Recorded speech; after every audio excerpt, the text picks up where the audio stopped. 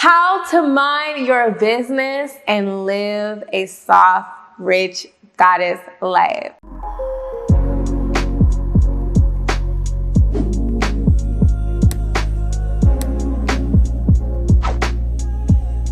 The goddess life is in, ladies. The soft girl era is in, and more so now than ever, we are wanting to live a life of ease, peace, luxury, and tranquility, and also enjoy ourselves. It's the soft era time. And it makes sense. Jupiter's in Taurus, which is a Venusian energy. Venus is all about love, beauty, aesthetics, anything sweet and nice, and anything that just makes us feel good. So this is what all the ladies are connecting to right now. And if you can actually see the trends, you can actually see this show up in reality. We're seeing this all over the place. But how do we get to this space in life where we really can elevate our lives? And we can get to that next level as a woman, as a divine feminine goddess. Let's talk about it. The number one key to being able to enter the soft life era and your rich goddess era is literally minding your goddamn business. Learn how to mind your business and you will be able to be at peace. Too many of y'all have issues when it comes to other people, whether it's the guy you're dating and what he's doing and what he's not doing, whether it's your friends, whether it's your family. Too many of you allow other people to dictate whether or not you are at peace or not. You're giving people too much access to your emotions, and that is the number one reason why a lot of you guys are not feeling relaxed. A lot of our problems arrive around and revolve around others, when really we should take a lot of that energy, especially when somebody is not really adding to our life. We should take more of that energy back to ourselves, which means we don't need to gossip all the time. We don't need to constantly talk about how bad somebody's treating us instead of actually leaving.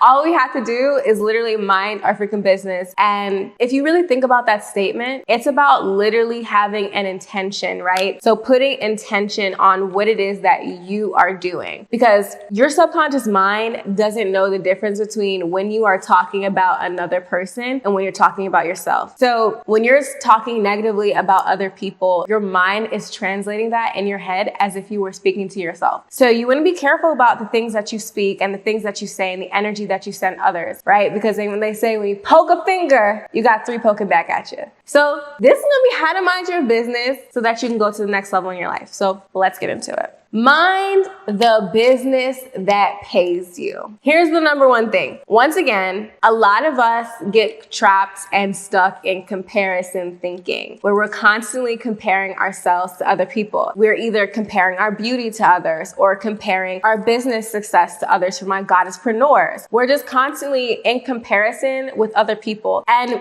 because we are comparing ourselves to other people, we always feel like we're in this constant state of not enoughness, because from one level, it can be a helpful thing to see what is possible. But when you use it in an unhealthy way, you start to create all this drama within yourself, when really the main person that you should be focusing on is where you personally want to go and the steps that you need to take to get there. Because when you're constantly paying attention to others, you're putting all that attention onto them, giving them energy and elevating them. And it's doing you a disservice. So you want to mind the business that pays you. When you pay attention, it's like you are literally giving people energy. It's like you're giving people money on an energetic level. So instead of focusing on what other people are doing, focus on yourself. Mind the business that pays you. Focus on where you want to go and where you want to take your life. The second key to this is a lot of people always talk about this person's talking about me and this person did this and all this stuff. And you're going back and forth and you're venting to other people and you think it's helping, but it's really not. If you want to actually live a soft life, it's going to be a drama-free life. So the best thing that you do when drama arises is not to feed into the drama. Don't feed into it. Somebody says something crazy to you or somebody's talking, whatever the case is, instead of feeding into it, sit back, relax, and mind your business.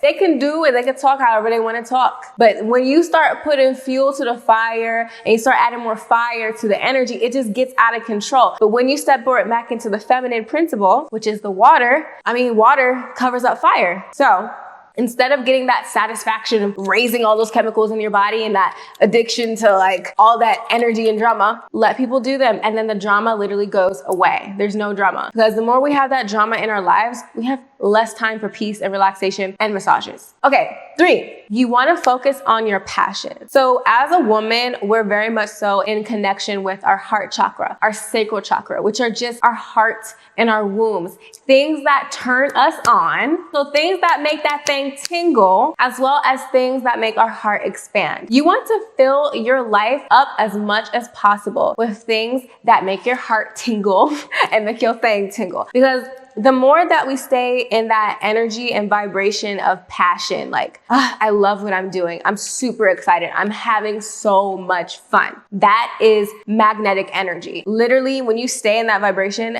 people, places, and things, anything that you really desire starts to just be magnetically drawn to you. But when you're constantly complaining and stuck, like comparing yourself to other people, and instead of following your own sense of fun and passion, you just kind of do things that feel like you have to do instead of the things that light you up. You might think you're doing the right thing, but after a while, you'll start to lead yourself astray and you'll be disconnected to that thing, because for us as feminine beings, we're supposed to be the lit up energy. And that's why men, they're attracted to our energy. They're attracted to our passion. They're attracted to our fun. They're attracted to our laughs and giggles. Have more of that in your life and you'll be more magnetic and you'll enter your rich goddess era and create something magical. Like, we're all gonna die. We're not gonna be here for long in the grand scheme of things. Create something magical.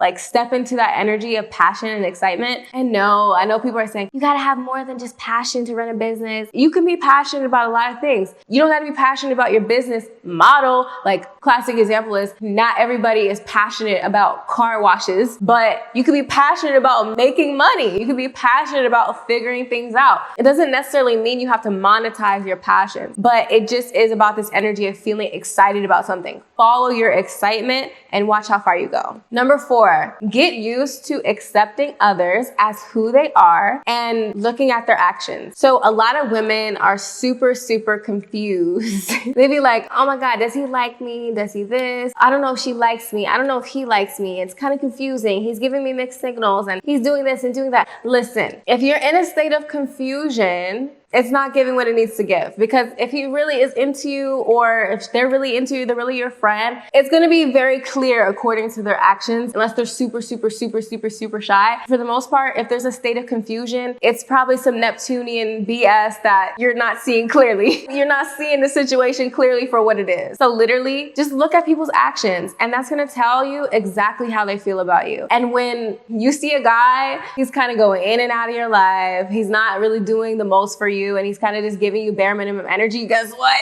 He probably sees you that way. And I know that's a hard pill to swallow, but instead of being like, oh my God, maybe he's just this, instead of thinking about it too much, just accept people's actions for who they are and then just move accordingly. Give them the same amount of energy that they're giving you and always mirror it back. Don't try to psychoanalyze him and try to figure him out. There's no need. There's no need. Just see who they are based on their actions and keep it moving and keep it going. And no matter what, always send everyone good intentions. I even send my enemies intentions. It took me a long time to get to that place. But literally, people I considered enemies and stuff, literally sit back, I visualize them living a happy, beautiful life, getting all that they want. And when I tell you, when you get into the energy of just being grateful for people, sending them good energy, sending them good prayers and well wishes, not just from like a, oh, I'm praying for you, but like literally just sending good intentions to everybody. It don't matter what they think about you and stuff like that or what they did. Good energy is coming to you, because whatever you put out is what you're gonna get back. No need to be worried and like, oh, he did this.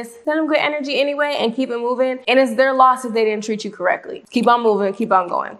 No need to judge other people or criticize others, especially if you do your inner work. And once you get to a certain level of inner work, it's really hard to judge other people, because you get to a place where you have seen your own darkest shadow. You've seen your jealousy, you've seen your envy, you've seen your anger, you've seen those feelings of like emptiness inside of you. Like, you've confronted those emotions in you. You've looked at the good and the bad inside of you. And when you face that completely within yourself, you'll you'll look at other people's behavior and you're not gonna be like, oh, they're this person. You'll realize that hurt people hurt people. You'll realize that everybody has their own thing going on in their subconscious. Everybody has their own limiting beliefs. So it's not necessarily you and stuff like that. It's them and their own issues. And instead of like judging people and criticizing people, just see it for what it is. Like somebody who is going through their healing journey. I only think that way now because I've literally experienced that and done that inner work in myself. And from doing that inner work, it has allowed me to feel confident in myself, to attract more out of life and to attract more blessings into my life and to just get over things a lot easier. There was a point in time where I would go through a breakup, or I would lose a friend, and it would be hard. And I would just be like feeling sad about it, feeling empty. But once you learn how to do inner work, you learn how to like see what was the point, what was the lesson, and then you let it go and you move past it. And then you just keep on leveling up,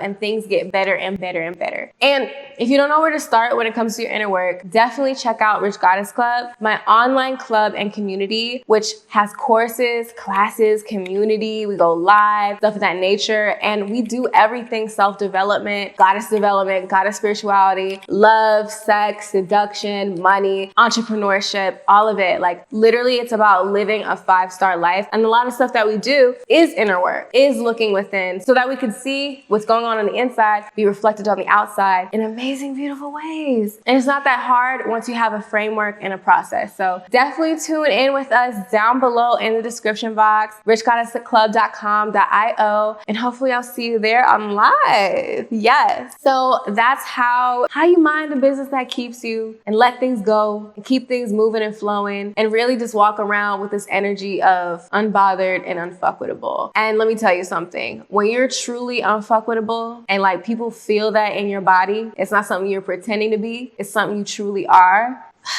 It makes you irresistible. They want your reaction. Like your reaction is what gives them energy. So when you don't actually have a reaction to give, people are so confused and they want to attach to you even more. So just let it go. Keep it moving. Mind your business. And I'll see you at the top. Peace.